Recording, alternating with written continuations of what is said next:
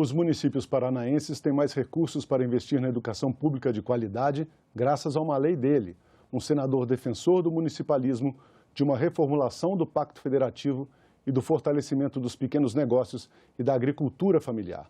Sobre estes e outros temas, vamos conversar com o senador Álvaro Dias, do Podemos, porque o desenvolvimento do Paraná é assunto de Estado.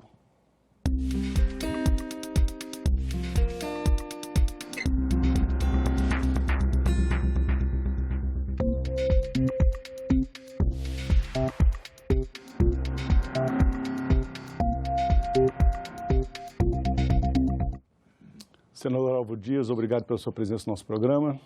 É um prazer, uma bela iniciativa da TV Senado para o Brasil conhecer melhor as suas unidades da federação, não é? Senador, então, o senhor está aqui no Senado há 24 anos consecutivos, vai completar agora, né? 3 mandatos consecutivos. O senhor já esteve aqui antes, entrou a primeira vez em 83, antes, né? 4 anos, aí saiu para ser governador do Estado. Então, se não me falha a memória, o senhor talvez seja o senador com mais tempo de Senado na atual legislatura, né? E que balanço o senhor faz dessa sua atuação tão longeva aqui no Senado, defendendo os interesses do Estado do Paraná? Olha, nós tivemos altos e baixos, né, na representação legislativa, o Congresso às vezes achincalhado, outras vezes reconhecido, né? Tivemos melhores momentos, piores momentos, mas sem dúvida há que se reconhecer a importância do Legislativo, né? Eu digo sempre que alguns confundem a instituição com os seus integrantes e muitas vezes se prestam de serviço à democracia e ao país, enfim, porque nós temos que distinguir bem, né? Nós somos aqui passageiros, circunstanciais, somos substituíveis. Esse ano mesmo alguns serão substituídos, temos eleição. Agora, a instituição não, ela é permanente, ela é insubstituível, ela é definitiva no sistema democrático. Então, o respeito à instituição é essencial. E, evidentemente, nós temos que melhorar muito, promover reformas.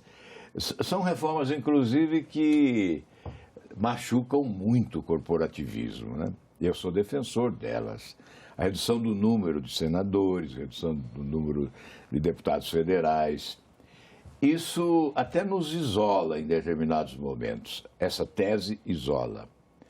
Mas ela é defensável e nós estamos vendo em alguns países, a Itália, por exemplo, reduziu o parlamento, a França, o Chile.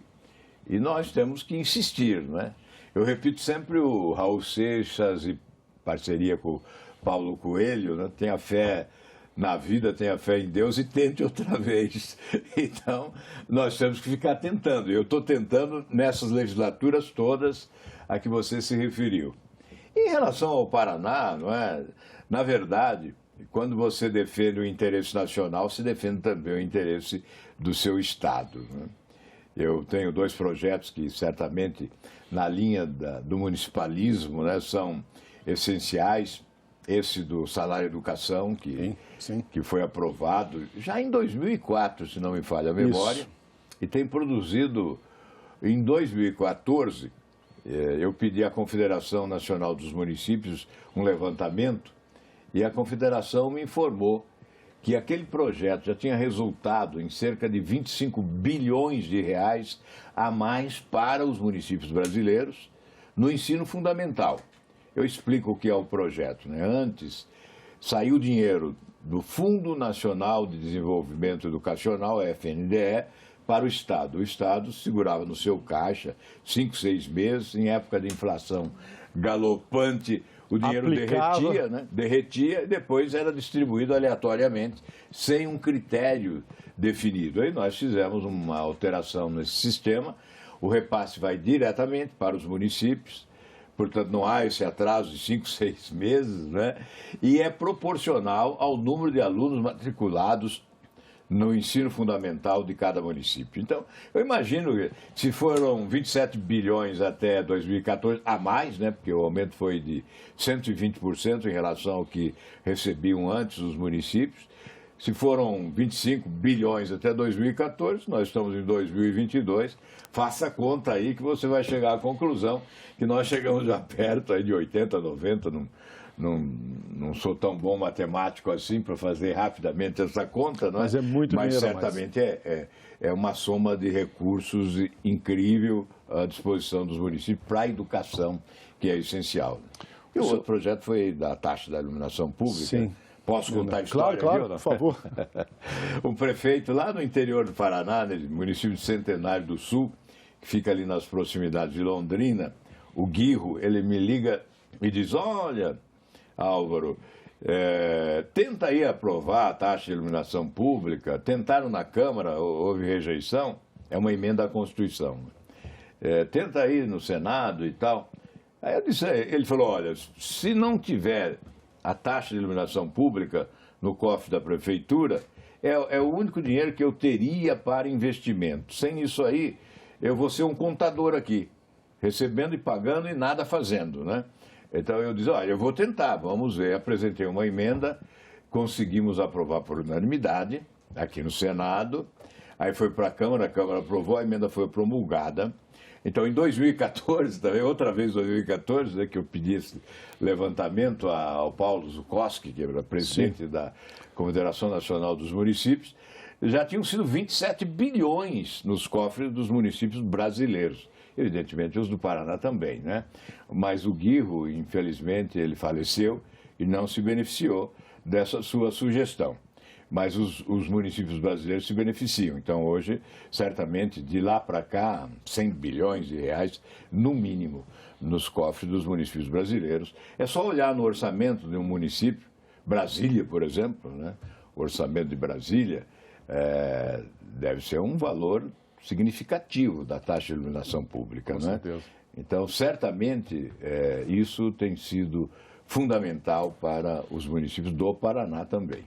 Falando ainda sobre municípios, o senhor aqui é um dos grandes defensores de uma reformulação do Pacto Federativo que está em vigor no Brasil. Em que isso pode melhorar a vida dos prefeitos, a vida dos governadores, das pessoas nas cidades? Sem dúvida, o nosso Pacto Federativo está esgarçado, né? E promove uma distribuição injusta dos recursos. Se a minha memória alcança os números, a União fica com 56% do total dos tributos arrecadados no país. E o restante, aí 44% são distribuídos outra vez para a União, estados e municípios. Ela ainda pega mais um. Ainda pega mais um pedaço desse bolo, né? E aí nós temos o fundo estadual e o municipal, né?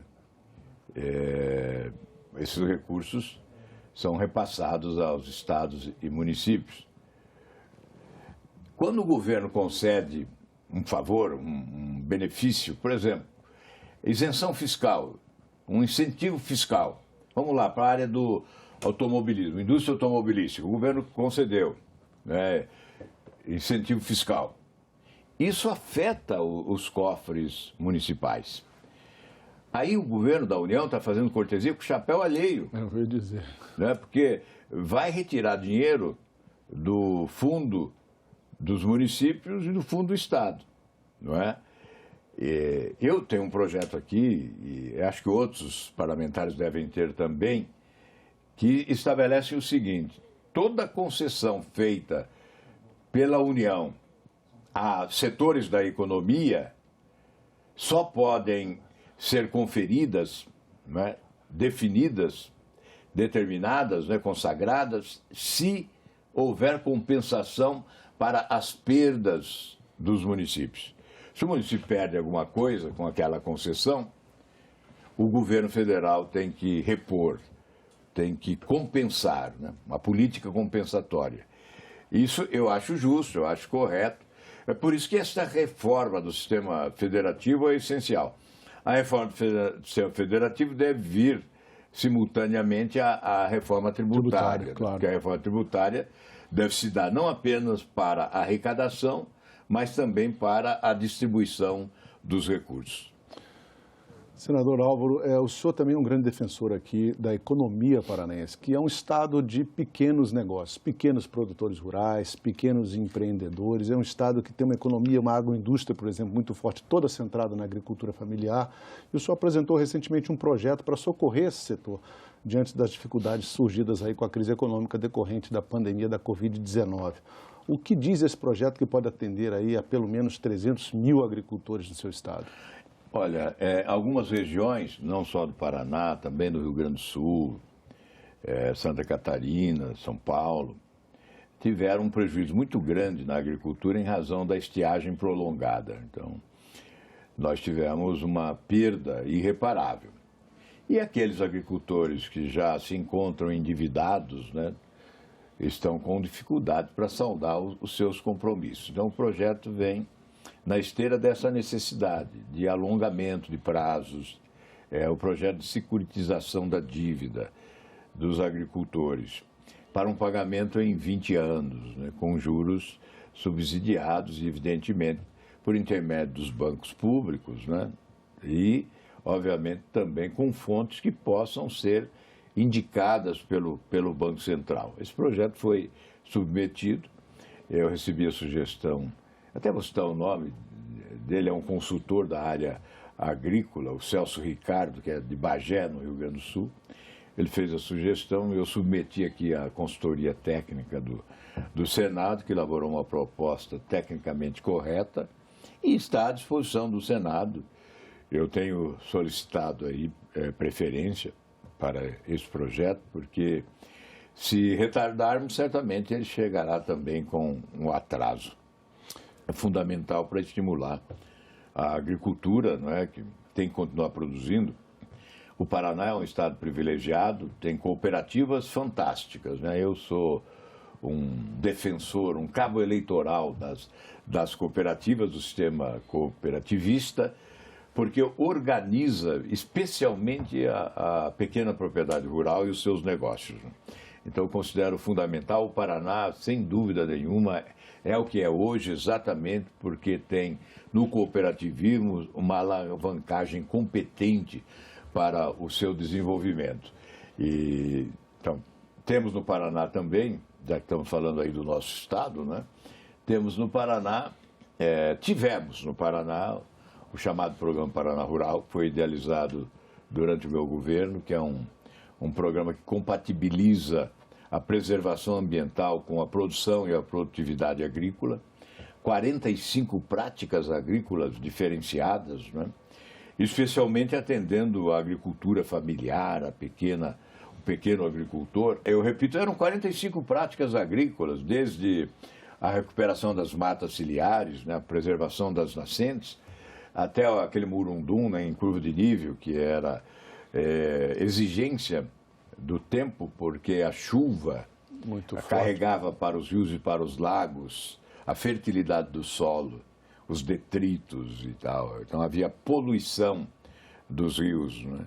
E a degradação da área plantada, né? Então empobrecimento do solo, né? Também. Exato. Então, se hoje há fertilidade no solo paranaense, se deve muito a esse programa, né? Nós tivemos também, nesse programa, os abastecedores comunitários, né? Que eram um abastecedor de água lá, uma caixa d'água enorme, para que os agricultores não levassem para os rios o vasilhame contendo agrotóxico. E isso poluiria os rios e os lagos. Então, eu dizia depois do governo, olha, pode olhar a cor das águas dos nossos rios aí. Houve uma mudança na cor das águas dos nossos rios e também houve uma mudança na produtividade, na preservação da fertilidade do solo.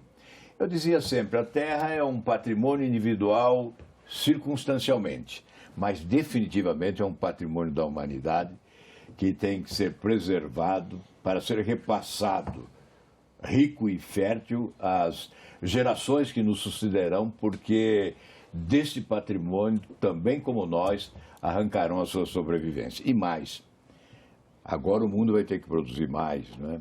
Até 2060, os órgãos internacionais afirmam que o mundo terá que produzir 60% a mais do que produz hoje, para atender a demanda mundial de alimentos. É um desafio, né? É um desafio e do Brasil terá que sair 40%.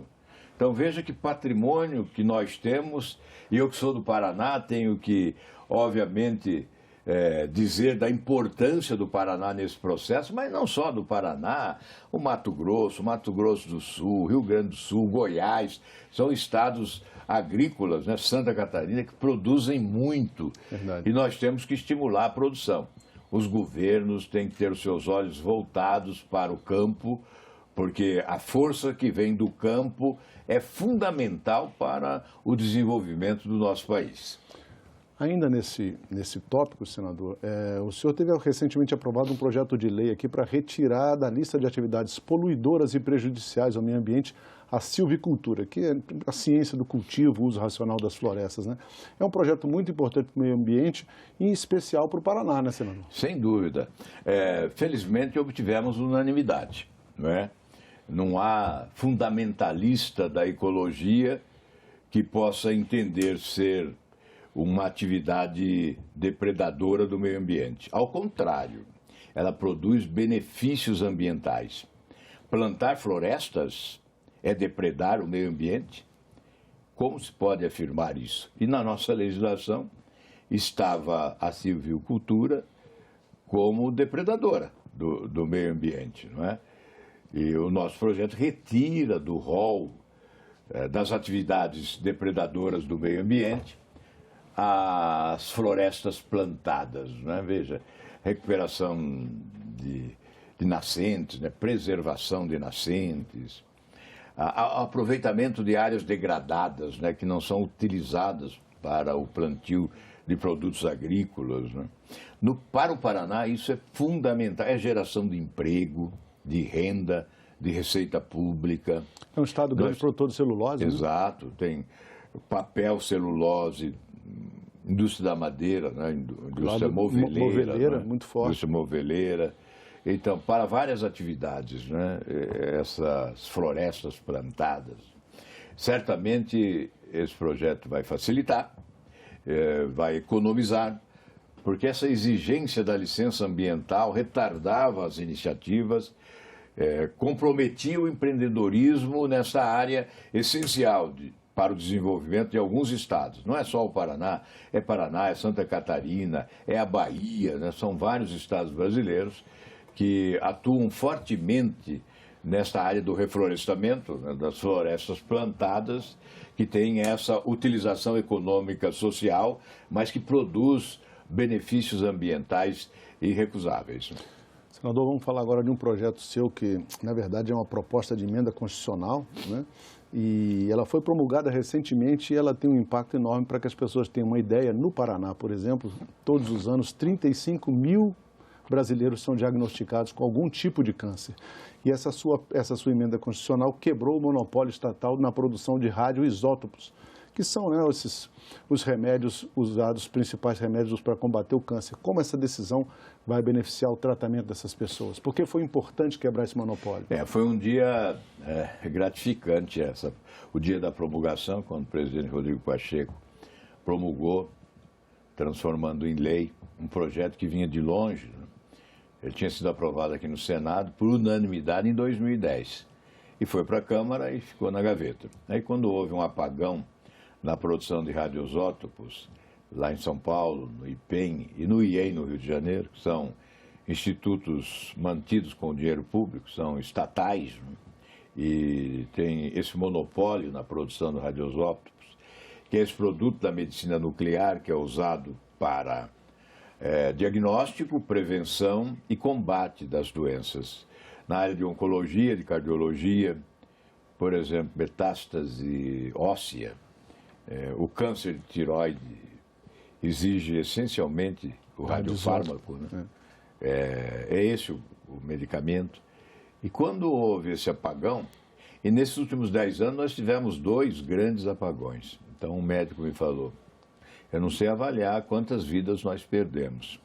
Mas toda vez que morria alguém de câncer, eu ficava pensando, será que se o meu projeto tivesse sido aprovado, esse brasileiro estaria perdendo a vida ou nós estaríamos dando a ele a oportunidade de defender a própria vida? A omissão aqui não é responsável pela morte. E esse médico também me disse, olha, você não imagina quantas vidas serão salvas agora, quando nós tivermos o atendimento da demanda plena, com a medicina nuclear avançando, né? Veja, hoje são 40% atendidos, né? A demanda é atendida em 40%. Agora, com a produção na iniciativa privada, fiscalização e autorização da Comissão Nacional de Energia Nuclear, nós teremos um produto de boa qualidade, o medicamento em qualquer parte do país. É Roraima, é Amapá, é Manaus, é Rio Grande do Norte, onde não temos hoje a possibilidade. Aqueles que não podem chegar até próximo onde é produzido o medicamento, ficam distantes da possibilidade de cura.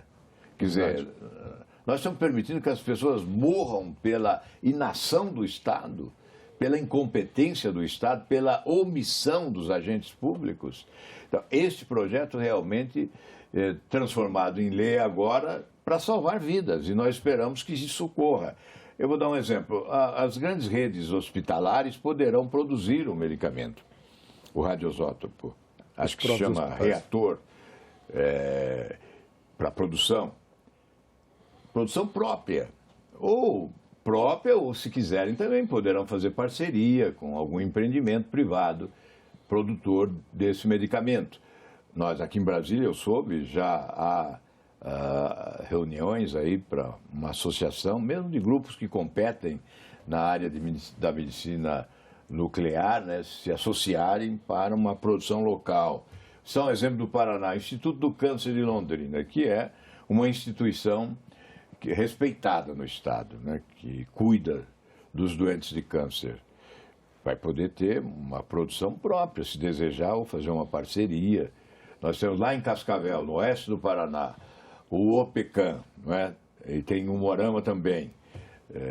Hoje não há essa disponibilidade, mas haverá. Agora, sim, não é? Obviamente, nós teremos também, provavelmente, uma redução do custo desse tratamento, né? Porque é assim o mercado, né? Se você tem disponibilidade, você não agrava na prática dos preços, né? E nós temos, inclusive, os dois institutos que permanecerão, o IPEM e o IEM, produzindo com dinheiro público, com servidores públicos, sem, portanto, pagar impostos. Eles terão a possibilidade de oferecer o parâmetro para a prática dos preços, né? Para evitar qualquer exploração em matéria de preço. Portanto, eu acho que é um projeto, é uma lei fantástica, né? Que vai promover um avanço na medicina nuclear no Brasil e que vai salvar, certamente, milhares de vidas no nosso país. Senador Álvaro Dias, o Paraná é o estado que abriga 80% da comunidade ucraniana no Brasil. E são mais de 500 mil de pessoas, né? Bastante gente. Só em Curitiba, 70 mil descendentes desses ucranianos que migraram para o nosso país aí no final do século XIX.